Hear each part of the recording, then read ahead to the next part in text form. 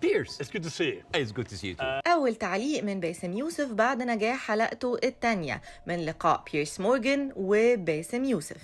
الناس مستنية كوميديان يتكلم عن قضية بحجم فلسطين. أسهل طريقة إن أنت توصل لمجتمعات معينة إن هم يسمعوا قصصك باللغة اللي هم يفهموها، مش هنفضل طول عمرنا نتكلم بعض. بعد الحلقة كتب باسم يوسف بوست اتكلم فيه عن الحلقة، هنعرض لكم النقط ونستدل بكلمات من اللقاء. These are Palestinians. These are their lands, and that's how they take them. Why? So they've been basically kicked around from their homes. كتب باسم يوسف بوست قال فيه: أنا دخلت الحوار ده وفي مخي الأهداف التالية. 1. إني بتكلم مع المشاهد الغربي، هذا المشاهد شايف صورة تانية غيرنا، اللي بيتعرض له غيرنا، قناعاته ملهاش علاقة بالحقيقة اللي عايشينها، فكان لازم أكلمه بلغته وأجيبه ناحيتنا. I'm talking to the Western audience because I want to see I want to say this is what they see. 2. إني أثير فضول المشاهد الغربي إني أقول أسماء مصادر هو يدور عليها بعد كده بنفسه ويشوف الحقيقة. The West do not look at us as equal. So what I did, I went to the machine, ChatGPT. Do Israelis deserve to be free? And you know what they said? Yes. Israelis deserve the right like any other. وإحنا جربنا بنفسنا، سألنا تشات جي بي تي عن الحرية لإسرائيل وجاوب إنه طبعاً حق مشروع. The same question. Do Palestinians deserve to be free? And you know what they did? It is complex.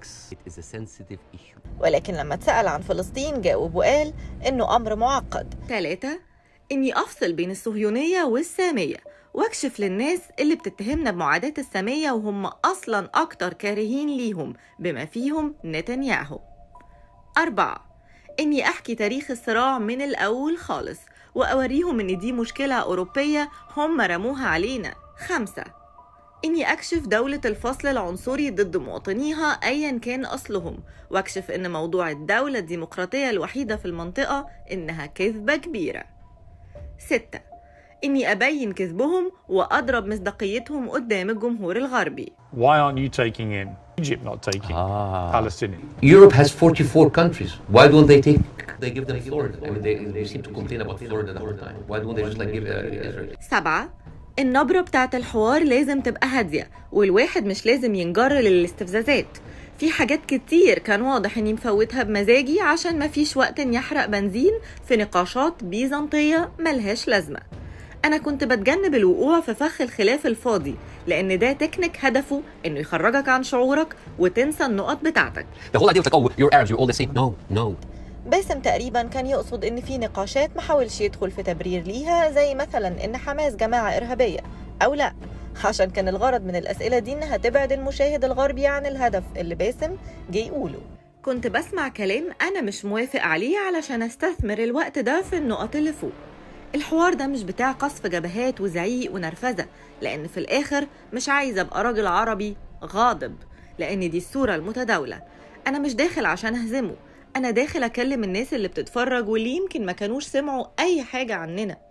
أكبر غلطة إنك تخلي الإيجو بتاعك يقف في السكة عشان في الآخر المهم الكلام عن القضية، مش إنك تاخد نقط حوارية ملهاش لازمة. تاني، ده انترفيو للخارج عشان يفضل كمرجع مستقبلي نكلم بيه العالم اللي بره.